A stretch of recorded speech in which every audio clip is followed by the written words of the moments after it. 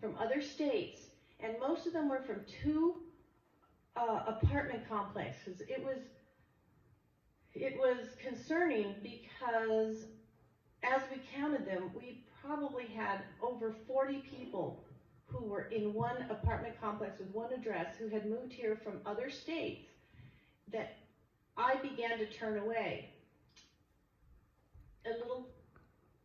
I'd say, I don't know, within the hour, we were so busy that I took a break and went outside, and a gentleman with a yellow shirt said, hi, I'm with the Democratic Party. I'm here from California, and I'm here at this precinct specifically. I came from a Phoenix in Maricopa County, a precinct there, and we're here to help turn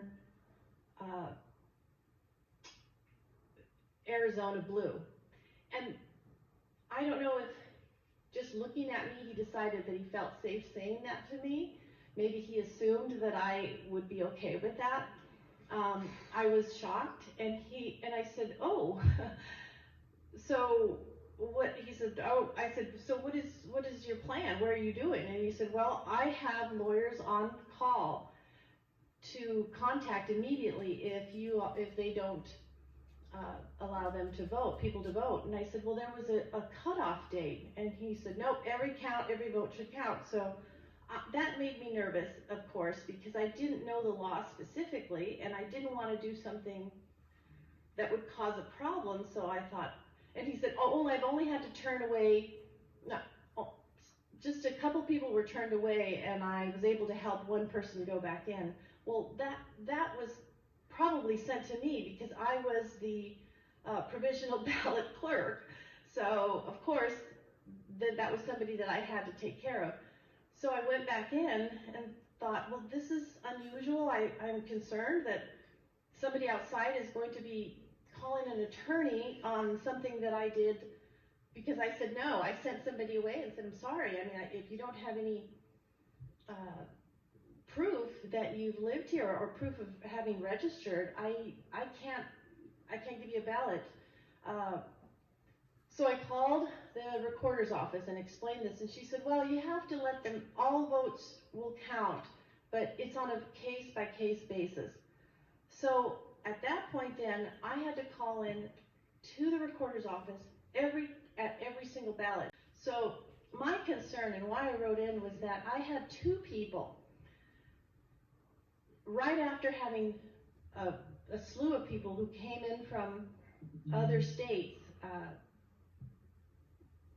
wanting to vote without having been registered and allowed to vote per the recorder's office. I then had someone come in from Maricopa County and one from Pinal County. It just happened right after. And each of them, when I called in, they said, nope, you're going to have them go back to Maricopa County, and the other one will have to go back to Pinal. And I said, well, how is that this person from Wisconsin and this person from Michigan and this person from Kentucky was able to do that? And she put me on hold for a second and then came back and said, well, it's just that we have their records more accurately than we have for Maricopa. We're not able to process a Maricopa County ballot. So I had to send them away. But then as other people were coming through, it made me question why that was happening. So I asked them, do you have information that will prove that you are a resident, that I can verify that you are registered to vote here? And they would pull out their card, and it very clearly said that they were Republican.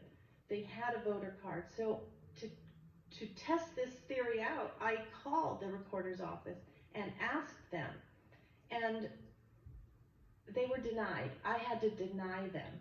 And so I was in a frenzy trying to take care of all of these people, but I found that the discrepancy between every vote counts and only those that the recorder's office would allow was indicative of how they chose who they wanted to allow to vote. And there was consistency in the voter preference that they chose, and that concerned me because I I understood that registered voters ended on a certain date and you couldn't come in and vote, but I was having to allow people to vote that literally had just moved here within 2 weeks, 3 weeks, and they were all from two different, not all of them, I take that back, there was a large majority, a large percentage of people who had addresses from 2 apartment complexes.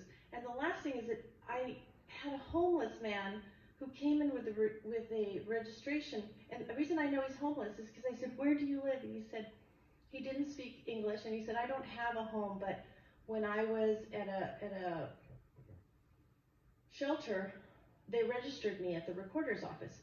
So when I called about it, and they said, well, he was probably registered to be in this precinct. I said, but he doesn't live here. And they go, well, it's anybody who was registered downtown can vote. And so I found that to be odd.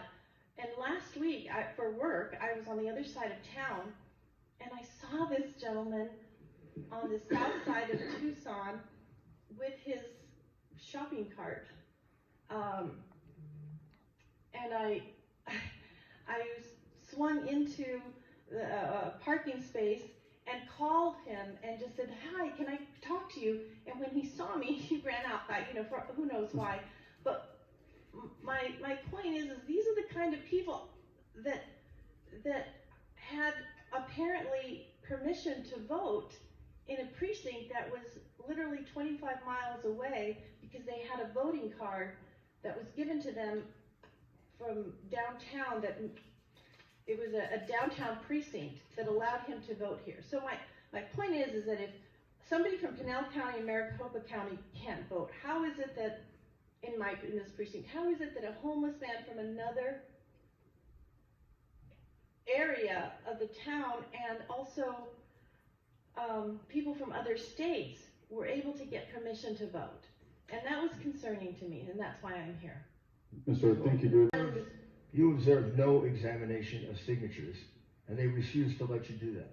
Right, I was only allowed to watch these people put these in piles. So when I was ushered back So out, how many ballots do you think, just a rough estimate, how many ballots, 1,000, 100, 2,000? I would say each box had between 200 and 250 ballots. And I was there for 5 hours. And during that time that I was there, each table went through 6 to 7 to 8, depending on how fast they were and how many mistakes they made, because many times the ballots weren't straight and they had to recount them, or I would hear them say. So how do we do that arithmetic? All right, well, let's see, 250 times 8. Somebody who's not nervous maybe can say 2,000. That's per table, and there were about 16 to 17 tables of 2 people doing this at the same time. So as I best understand this, there were 2,000 ballots times 17 tables. Yes. That you or anyone else that you knew of got a chance. No Republican got a chance to observe that, as far as you know. Well, I was the only observer allowed in at one time. So a gal took over for me at 1 o'clock when I left, and I told her, I'm exhausted. I don't know how you can watch all 17, but stand behind one of the tables, and they'll see that this particular table keeps folding them and tearing them, and once that happens, it has to become a duplicate. And when this becomes a duplicate, it goes to that table, and it goes to the room where we don't get to see what happens to that. So you can't talk to them, but you can do this and tell them, look, that's folded, or that's crooked, or and I said, if you see one again that has pencil on it, the supervisor is saying that yes, she told me specifically that it could go through. Told me that it couldn't, but told them that it could. So I said, there's some discrepancy in what she's telling me and what she's telling them. And you had a sense that when there was problems with ballots, or whether someone should vote or not, the choices that were being made were to allow people that appeared to be voting for Biden and the Democrats to vote, and declining those who appeared to be people who might be voting for Trump or the Republicans. Well, yes, I began to get that sense after I saw that people from other states who weren't even registered in the state of Arizona were being allowed to vote. I was given direction that I had to give them a provisional ballot, because as they walked out, there was a gentleman out there who told me he was specifically there to make sure that every voter who wanted to vote could vote.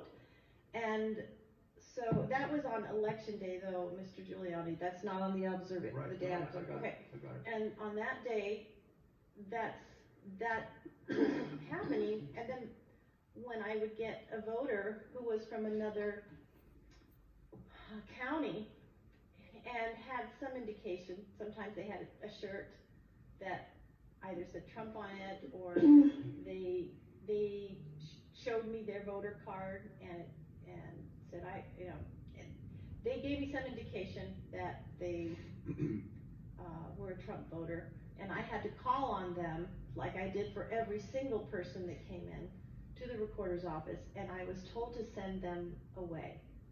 And so it was at that point that I started to see that this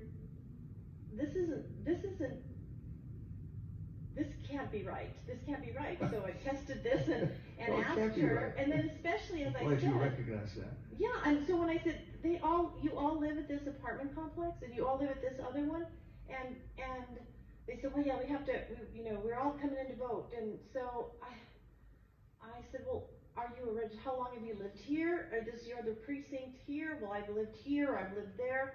And they still were allowed to vote. Many of them were not residents for more than a month. Other people said they were registered in another state, but that they were here. And then, as I said, I think the nail in the coffin for me was when this poor little old homeless man, and I speak Spanish, so I spoke to him and said, how are you here? And he said, I was told to come vote. I want to vote. And I said, okay. Well, where do you live? And he goes, well, I lived in a shelter downtown. Well, downtown is 15 miles from where I live, so Right. I'm sure that's not his precinct. He should be voting there. So you thought there were about 2,000 like this, roughly? I would say easily, just in the 5 hours that I was there on one specific day, and that was on a Friday, they were going to be counted. They were being collected to be tabulated. One last question. The gentleman who said he was there to turn Arizona blue.